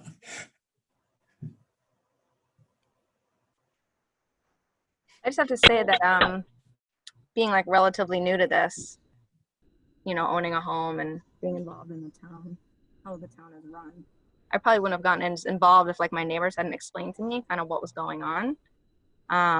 You know, and this is posted like master plan, but like if you don't go to the website and like research like what is a master plan and like how does that really, like to echo what some other people said, how does that really affect me? You know, there's some zoning things and things going around my neighborhood that specifically affect me, so that makes me even more interested. But like I didn't even know what the time commitment was for this meeting, right? It's like at 6, but you know, is it going to be 2 hours or 1 hour, or, and then specifically what is the effect on me? So maybe for some of your future meetings that are, like you said, they're going to have specific topics like housing rather than just like a general like discussion of the town. Maybe some people will be more interested in how it specifically affects them, or if you could call out how it would specifically affect them. Like we're going to be discussing this area of town and then specifically targeting those people who live in like that area. This is going to affect like where you live kind of thing. Because I have some neighbors who are like, whatever, I don't even care and I never want to get involved. And then I have some who are like really into it. So I don't know. It's personalities, and then also how can you position it to make it seem so that it will actually affect them. Sure.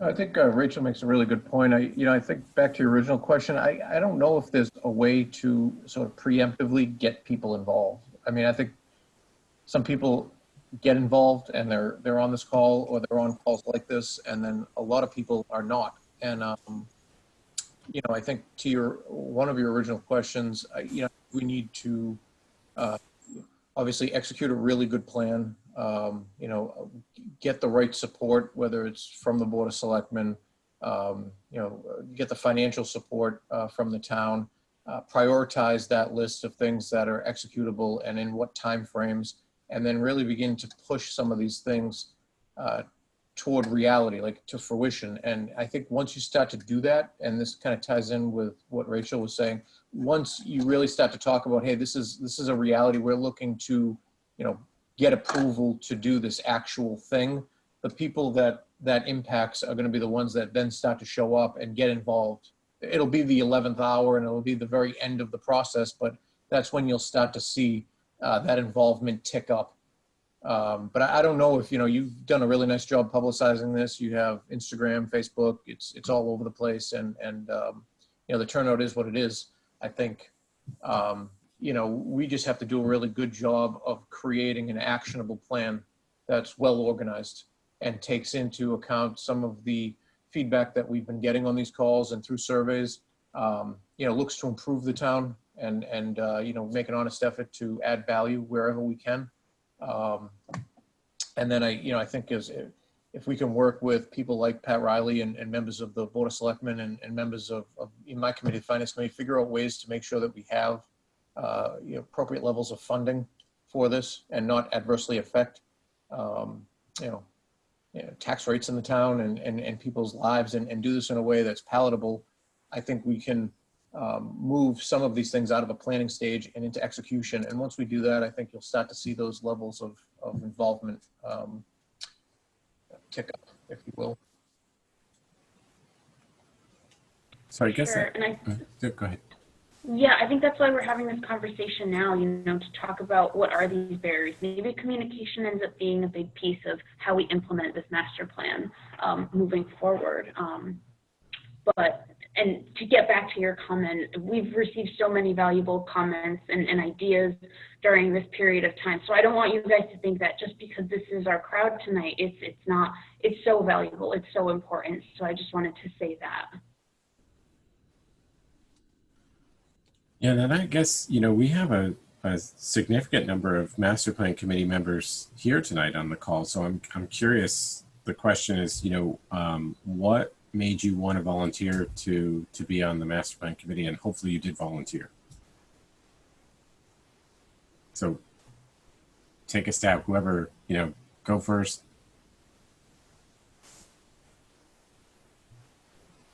I mean, I guess I can pick. Yeah, I was on the last one, I believe. You get sometimes you lose track. It's been a while. And the thing is people don't realize how important this really can be. You touched on it, Jed, when you made the comment. It's important when you go for funding. In other words, if you can identify an item as being tracked on the master plan or relates back to the master plan, it can, in fact, make a difference getting other funding. It's kind of the, what you see the town going to become. And I have a hard time trying to figure out why people can't get involved with that. Rachel, I commend you for getting involved. And this is how you learn about the town. You probably learn more here right now in this couple of short meetings than you have, because you get all kinds of input, and a lot of it, unfortunately, is really not quality. Because people, stories are spread and so on and so forth. The thing is like I was saying, it is important, and it's just, it may not all happen, but you have to kind of have a plan for where you see it going.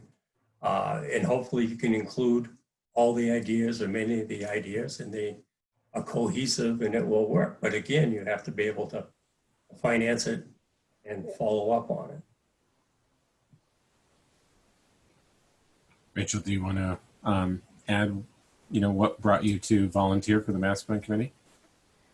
Yeah, like I said, I have a couple of neighbors who are really into this kind of thing, like into what's going on in the town. And when I first moved here, I was meeting everybody, and they kind of got me involved. But I'm into, not knowing what's going on, but like knowing like what kind of resources I can take advantage of, and making my home the best it can be, since it's my first house, and I really just take pride in the community. So I want to just, I guess, understand how things work so that I can contribute in a valuable way.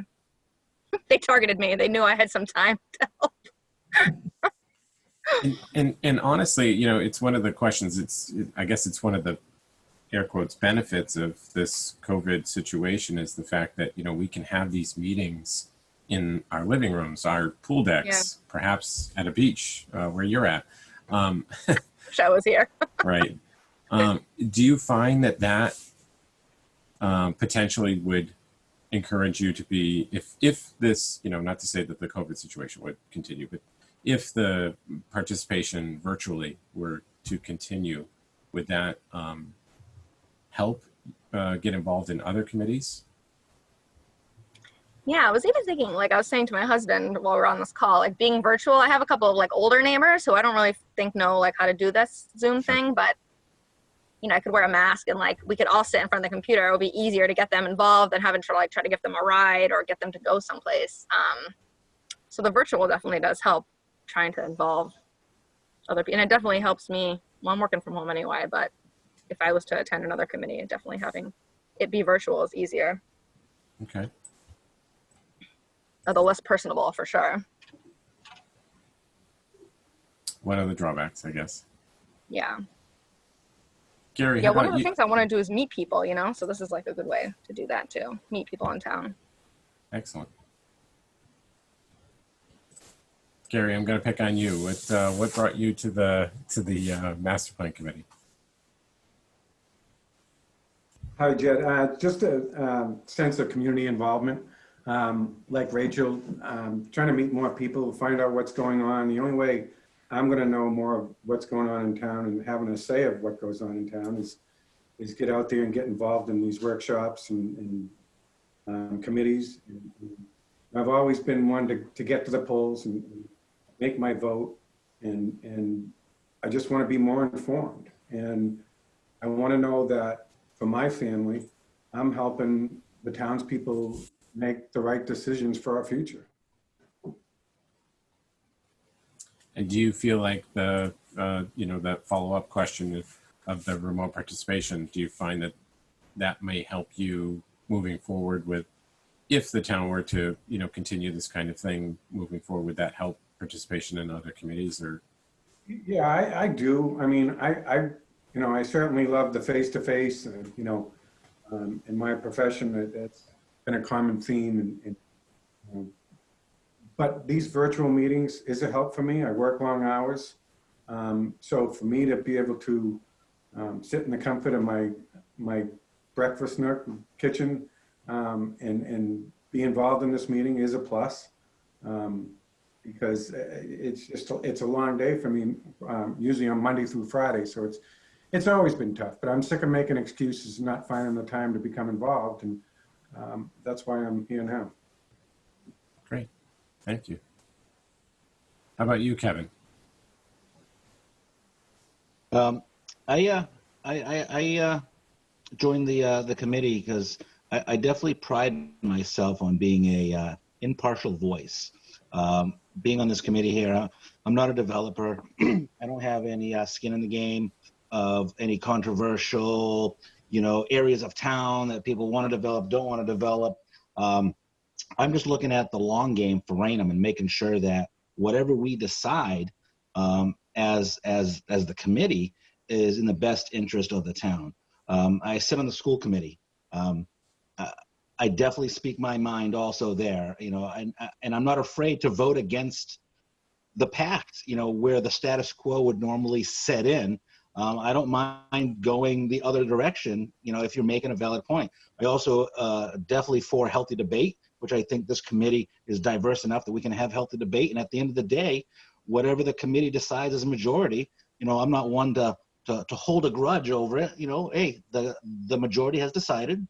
I have debated my point, whether it be for or against. And at the end of the day, as long as we all decide as a majority what the best outcome for the town of Raynham is, as we play the long game here in this, 10-year, 15-year master plan, I'm okay with that, And I think having an open mind to everything is definitely a plus. Great. Thank you. And David, you're the last member, I believe, of the master plan committee. You want to just highlight what brought you to the committee? I think the same sort of themes that you've already heard. I was asked to represent, I guess, the finance committee. I serve on the finance committee for the town. So, but I signed up for the finance committee basically for all those reasons. I, just moved here. I'm interested in getting to know the town a little bit better, both how it operates, but just, people in it and, meet some people, make some connections. I served on the planning committee in a previous town in the state that I lived in before moving here. So I was kind of used to serving and, trying to better the environment that I live in, and got a young family. So, just be part of the discussion. I mean, I'm not expecting to, be able to move mountains, but if I can at least be in the room when some of these decisions are made, at least I'll know what's coming down the pike at us. It's really, I think it's exciting too. I mean, a master plan for the town. I mean, a lot of, key decisions are going to be, a lot of key decisions are going to be made that are kind of going to steer, smaller decisions throughout the next, period of time. If this is a 10-year master plan, then, this will basically be how the, how the town looks at its financial position and things it wants to commit money to for the next 10 years. So it's an important process, and just to be, one small voice in the room, I think is important. So just happy to be here. Great. Thank you. Ted, if I could just say, I just want to thank everybody that participated in this, and especially the members who volunteered to be on the master plan committee. Just listening to them today, I have great faith that they're going to do a fantastic job, and hopefully more and more people will be offering their input, and we'll end up with a great master plan. So just thank you to you, the Serpent people, and everybody that's involved. When is the next meeting again? So, well, the next workshop, the next public workshop will be held more than likely in the fall or perhaps the winter of this year. It's really going to depend on, how this COVID situation plays out. But I will say that the Master Plan Committee is a public body, and they are meeting tomorrow night. They will be filmed, and all of the entire meeting will be placed up on the Raynham Cable Access channel. So obviously, feel free to join a public meeting. That's what they're there for. But with that, I see that we're at the 8 o'clock hour. I'll offer one last opportunity for anyone who wants to get, say anything about the town. If not, just going to scan through the participants. That way we can let you guys go and we can go eat dinner. And I just want to remind everybody, don't forget to email us, call us, or text us at that telephone number. Code word is discovery, and then just obviously share your contact information so that we can put you into the drawing for that gift certificate. And by all means, if there's any questions, you have our contact information, Lizette and I, and reach out. Thank you. Thanks for coming. Thank you. Thanks, guys. Take care. Thank you. Bye.